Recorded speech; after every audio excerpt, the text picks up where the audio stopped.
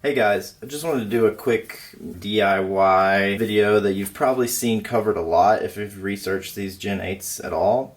One kind of common complaint is that the linkage geometry on the front is a little bit lacking and causes quite a bit of bump steer. There's a couple of fixes that I've seen for that online. The first one is to use a low profile servo horn, and then the second one is to adjust where the drag link is on the front. So I was originally planning to do the low profile servo horn mod. I was just going to grind away the stock servo horn rather than spend money on a new one, but actually I was delightfully surprised that Redcat has replaced the servo horn with a low profile one already.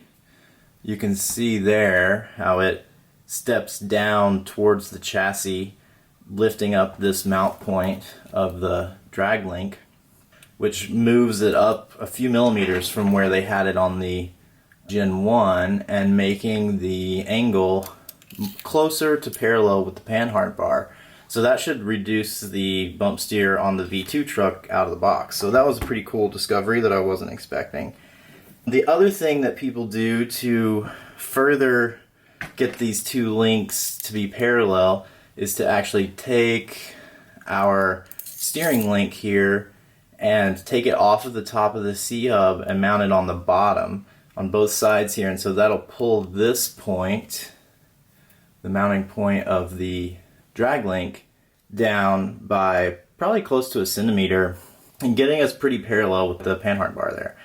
So I'm going to do that, but first I wanted to show you the amount of bump steer so that we can do a comparison once it's all done. So you can see if we push down on this axle straight down here, there's going to be quite a bit of bump steer towards the left of the vehicle or the bottom of the camera frame. So you can see the wheels steering pretty hard to the left just from compression of that suspension. And so if we do the side to side, so we'll compress to the left side, very little bump steer, which makes sense because the panhard bar is not flexing at all. And then if we go to the right side of the vehicle, we get quite a bit of bump steer because in that case the panhard bar is the most dramatic amount of rotation possible. So yeah, if we can move that mount here, maybe we can limit some of this, hopefully not make that worse, and limit that also. So I'll be back once I've done that and we can see how it works. So after moving the links down to the bottom of the C-hubs here, which is, like I said, I've seen a lot of people do, I'm honestly not totally convinced that this is the right solution. Yes, I do think when we just do full compression, I do think that the wheels move significantly less. You can see it's just a little bit right at the very end of compression. So our direct straight down bump steer, yeah, I would definitely agree. It's dramatically improved.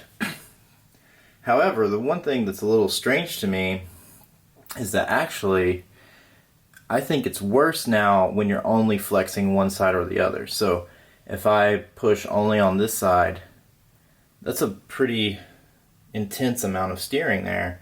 And then this side, maybe even worse.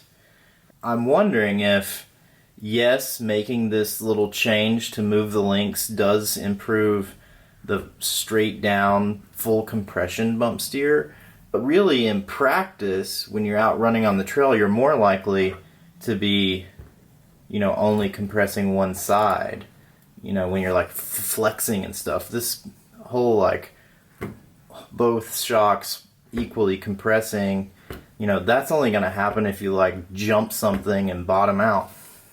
So I don't know. We'll see if I stick with this or not.